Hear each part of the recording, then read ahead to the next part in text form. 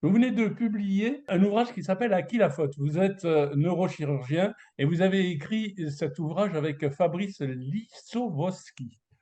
J'ai deux questions. Première question, c'est euh, quelles démarches vous ont conduit à écrire ce livre et quel degré de participation Fabrice Lissowski a-t-il contribué? Alors, déjà, je vous remercie de m'avoir invité. Et je remercie aussi Fabrice Lizowski d'avoir participé au livre. Il s'est plus spécifiquement consacré à la maladie d'Alzheimer, puisqu'il est neurologue, il est aussi docteur en neurosciences. Moi, je me suis plutôt occupé de tout ce qui est cognitif, les troubles du comportement, etc. Alors, pourquoi j'ai écrit ce livre? J'ai observé l'environnement, j'ai réfléchi et j'ai fini par me poser un certain nombre de questions.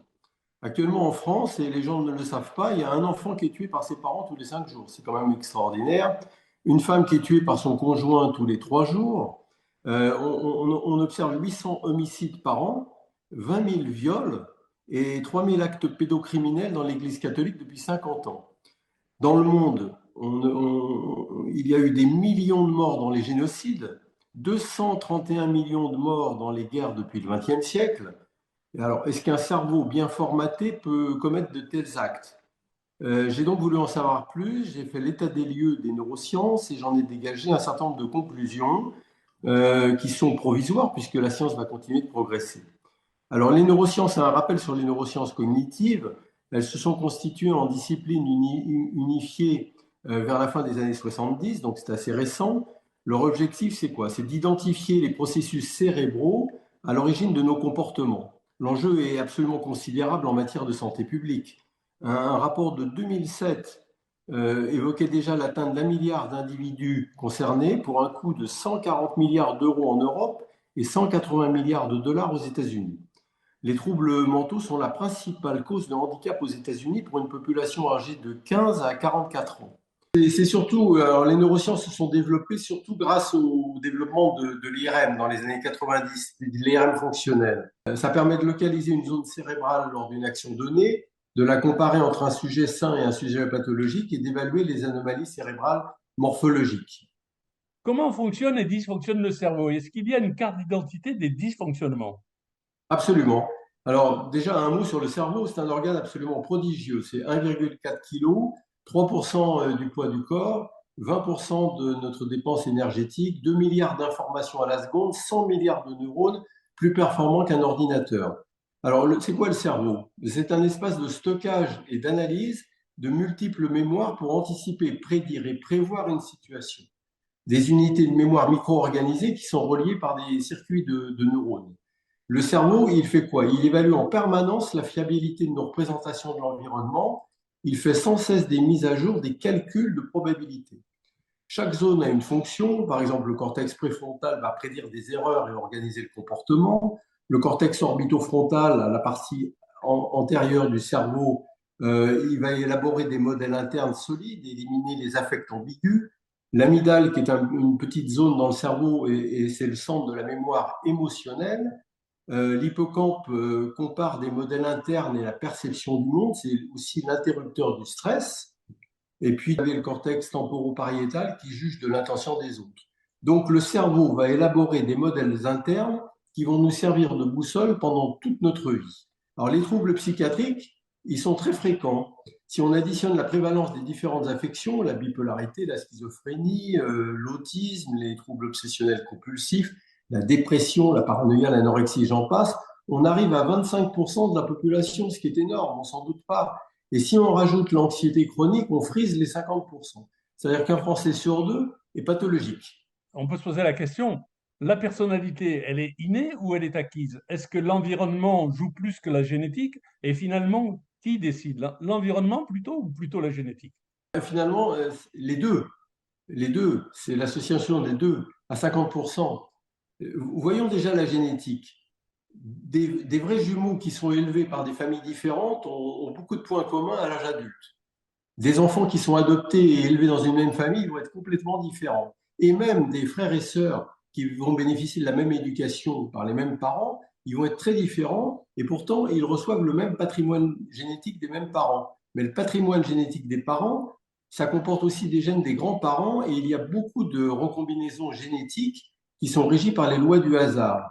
Ce qui veut dire qu'à la naissance, en fonction du patrimoine génétique qu'on a reçu, on a d'entrée de jeu une prédisposition à développer une certaine personnalité différente des parents, des frères et des sœurs. Alors, il y a un autre élément fondamental, c'est la vie fœtale. L'état physiologique et psychologique de la mère pendant la grossesse, ça va entraîner des modifications neurobiologiques qui auront un effet sur le caractère de l'enfant, ce qui peut déterminer plus tard un état anxieux, des troubles de l'attention, des troubles du caractère, etc. Alors, quelle est donc la place de l'éducation et de l'environnement? Les 50% restants. On va distinguer 5 grands traits de personnalité: l'extraversion, optimisme, sociabilité; le névrosisme, peur, anxiété, tristesse; l'ouverture, la curiosité, l'originalité; l'agréabilité, c'est la bienveillance, l'altruisme; et la conscienciosité, c'est la recherche d'objectifs élevés. Chaque individu, vous, moi, va posséder les 5 à des degrés divers. Et chaque dimension va se développer de façon différente en fonction de l'éducation et de l'environnement, et ce jusqu'à l'âge de 25 ans environ. Dernier point, l'épigénétique. L'épigénétique, c'est très important. C'est quoi l'épigénétique? C'est un mécanisme qui modifie l'expression d'un gène sans le modifier. Alors, sans rentrer dans les détails, c'est une sorte de méthylation, une sorte d'interrupteur qui s'accroche à l'ADN et qui va modifier son expression. Alors, ça, c'est très important, l'épigénétique, parce qu'une maltraitance dans l'enfance, ça peut déclencher ce mécanisme et entraîner des troubles du comportement à l'âge adulte. Et c'est transmissible à la génération suivante. Par exemple, lors du génocide rwandais, des femmes enceintes ont développé des méthylations sur certains gènes qui étaient transmises à leur fœtus et qui, à l'adolescence, ont présenté plus de troubles psychiatriques que la population générale. On a aussi constaté plus de stress chronique chez des descendants de déportés de la Shoah que dans la population générale. Dans votre ouvrage, vous parlez des neuromédiateurs. Quel est l'impact des neuromédiateurs, en particulier Alors, sur les désirs et l'attention? ce sont des substances chimiques qui sont libérées par les neurones et qui permettent une communication entre les centres cérébraux. Alors, les fonctions sont très nombreuses, mais certaines sont plus spécifiques. Les neuromédiateurs qu'on connaît dans le public, c'est l'acétylcholine, qui est importante pour l'attention, la mémoire, la créativité; la GABA, qui est pour l'humeur, la relaxation, le sommeil; la sérotonine, aussi pour l'humeur, mais aussi pour l'anxiété, la dépression; et puis l'ocytocine pour le bien-être, l'empathie, la réduction du stress. Prenons un exemple, l'ocytocine. Elle est libérée lors de l'orgasme, elle crée un sentiment de plénitude et de bien-être. Elle joue un rôle dans l'attachement amoureux et la confiance. Pour égayer la discussion, prenons l'exemple des campagnols, ces petits mammifères qui vivent dans les campagnes. Ceux des prairies sont monogames, ceux des montagnes sont volages. Le récepteur à l'ocytocine sont complètement différents. Et par manipulation génétique, on peut inverser leur comportement, ce qui est tout à fait étonnant. Mais alors passons du campagnol à l'homme. Notre vie amoureuse, elle résulte d'une chimie très complexe qui est contrôlée par une douzaine d'aires cérébrales et de nombreux médiateurs. Alors, c'est ça que c'est Didier, c'est ça, c'est la question que je voulais vous poser parce que cette anecdote des campagnols m'a fait mourir de rire. Et comme je vais souvent à la montagne, je me disais, si j'allais encore plus souvent à la montagne, est-ce que je serais plus volage? Bonne question, j'ai pas la réponse. Faut essayer, Jacques, faut essayer. Bon, allez, dernière question. Est-ce que nous sommes maîtres de nos comportements ou est-ce que la société doit excuser des comportements qui nous échappent? Comment punir ou quand et comment punir et quand et comment soigner? Alors ça pourrait être un sujet de philo au bac, hein. Alors notre société, elle est vraiment basée sur un dogme. L'homme est responsable de ses actes, sauf s'il est atteint d'une maladie psychiatrique. La justice, la religion, tout est fondé sur cette affirmation. Et tant mieux, car ça permet à la société d'évoluer dans un encadrement efficace, mais néanmoins, il n'est pas interdit de réfléchir. Et j'ai tendance à penser, on fait ce qu'on peut avec le cerveau qu'on a et notre marge de manœuvre est limitée, en fait. On va prendre quelques exemples courts. Par exemple, l'homosexualité, c'est quand même étonnant, elle est réprimée dans 69 pays, passible de la peine de mort dans 9 d'entre eux, et c'est seulement depuis 1990, c'est pas loin, qu'elle n'est plus considérée par l'OMS comme une maladie mentale. Alors, les neurosciences nous apprennent que cette orientation n'est pas un choix, mais qu'elle est probablement déterminée lors de la vie prénatale, avec aussi une implication génétique. Un autre exemple, la délinquance juvénile. qui serait de la responsabilité des parents dans l'esprit des gens. D'ailleurs, une loi de janvier 2022 a été votée en Chine pour accabler les parents concernés avec des peines de prison. C'est quand même extraordinaire. Or, en 2016, une étude très sérieuse a fait l'état d'anomalies cérébrales au niveau de la substance grise chez des ados délinquants qu'on ne retrouve pas chez des jeunes ayant un comportement normal. Autre exemple, l'agressivité, elle est fréquente de nos jours. Hmm. Alors, elle dépend, elle, de l'hypothalamus, de l'amygdale et les neurotransmetteurs impliqués sont la sérotonine, la noradrénaline, la dopamine et une hormone, la testostérone.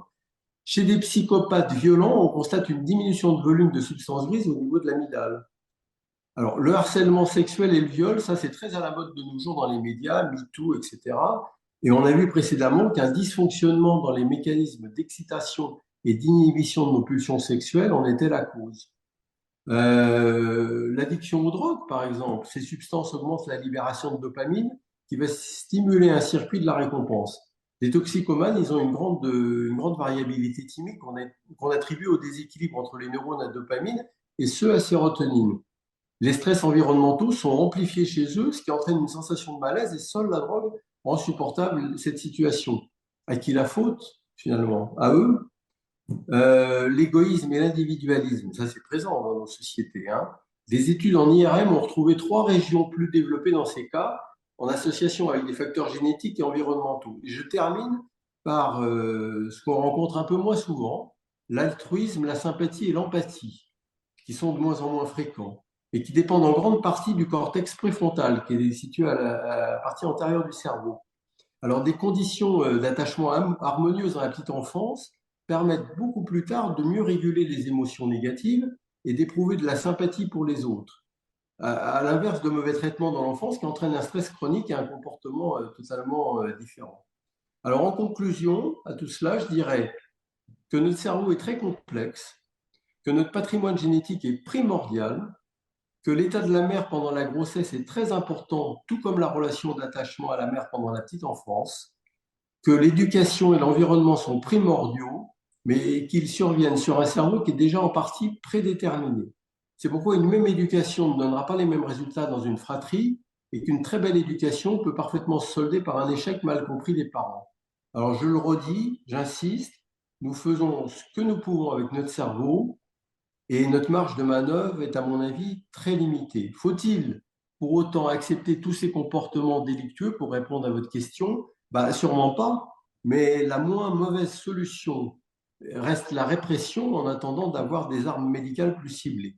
Et il faut sûrement pas essayer de changer les autres pour qu'ils nous ressemblent, ils en sont totalement incapables, leur cerveau n'est pas le nôtre. Eh bien, c'est non seulement une réponse philosophique, mais c'est une réponse pédagogique intéressante. En Merci tout Jacques. cas, Didier, merci pour toutes ces informations. Et puis, à la fin de cet entretien, les lecteurs pourront trouver les liens pour acquérir votre ouvrage qui est passionnant. Merci beaucoup. Merci cher Jacques pour votre invitation. À bientôt. Merci, à bientôt.